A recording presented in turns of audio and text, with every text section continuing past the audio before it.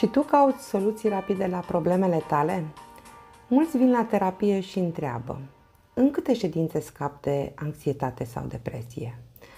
Adevărul e că anxietatea nu a apărut într-o săptămână și, din păcate, nu dispare în câteva ședințe. Dacă timp de ani de zile ai trăit cu frică, nesiguranță și stres, e nevoie de timp și practică să schimbe astea. Problemele acumulate nu dispar peste noapte. Exact cum la sală nu faci mușchi în câteva zile sau doar citind despre fitness, nici în terapie nu vezi rezultate fără constanță, răbdare și exercițiu.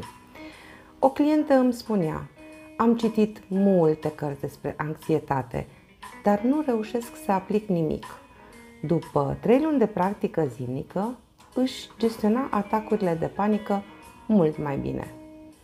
Tu ai răbdare cu procesul de schimbare sau vrei rezultate peste noapte?